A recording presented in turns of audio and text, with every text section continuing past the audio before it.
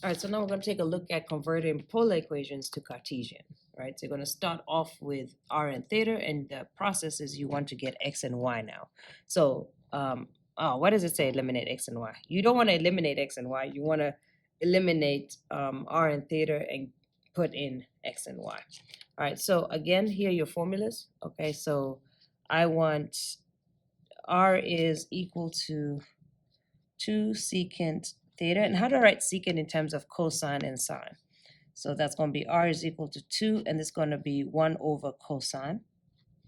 All right, so I'm trying to get r cosine, r sine. Okay, so I just need to multiply both sides by cosine, because if I do that, watch. So if I multiply both sides by cosine, I'm going to get r cosine theta equals, this is going to cross out just 2. And what is r cosine theta equal to? So r cosine theta is equal to x. So this is x equals 2. So this is the line x equals 2. So this time you're eliminating r and theta and trying to get x and y in your equation. All right, let's take a look at another example. So we have r equals 8 sine theta. All right, I want it to be, and so you gotta get a little creative. I want r sine theta so that it can be y. So I'm gonna put it here.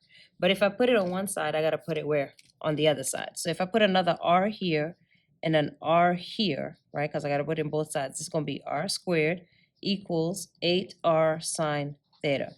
And what is r sine theta? So just this part right here, right? R sine theta is equal to y. So this is equal to 8y. Now I just have to deal with this r squared. So looking at my equations, what is r squared in terms of x and y? I can see r squared is x squared plus y squared. So now I've got just x's and y's. All right, so let's go ahead and we can take this to the other side. All right, so this is going to be x squared plus y squared minus 8y.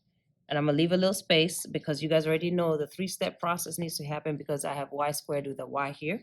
So let's do the 3-step process on that real quick. So I'm going to set it up. Nothing's going to change with x squared. And I'm going to have plus, nothing to take out. So this is going to be y squared equals. All right, so let's do my 3-step. We're going to divide by 2. So it's negative 4. Square it. That's going to be 16. Multiply and apply. Boom. Okay, so this is what it looks like. And there's no like certain way you have to write this. I think I'm just going to leave it like that, but that would be your final answer. So as long as you've gotten rid of r's and theta, and now you just have x's and y's. All right, so now I can clearly see that it's a circle. X is 0, y is 4. So the center is 0, 4 with a radius of 4 if I was to graph it, but I don't have to graph it. All right, let's take a look at another example.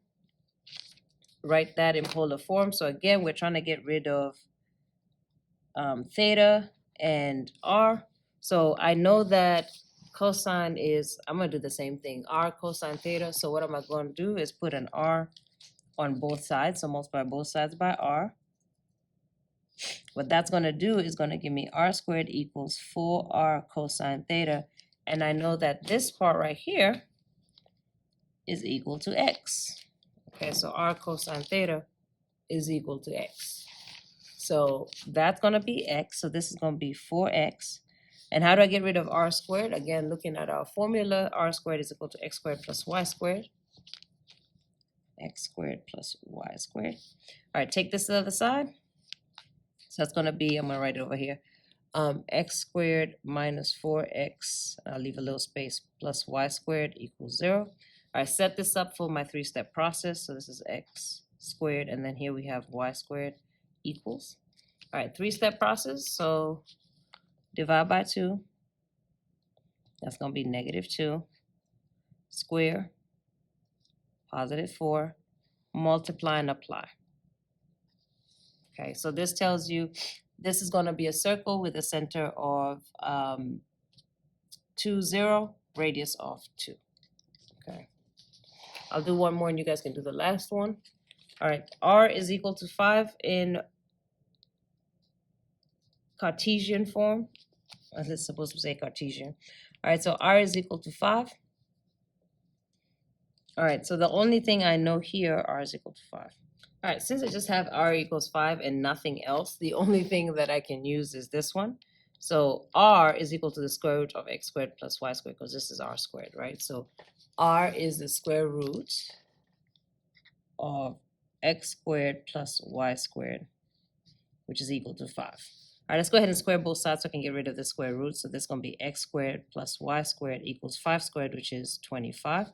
And we're done. This is a circle with the origin of 0, 0, radius of 5. All right, so go ahead and do this one, and let's practice.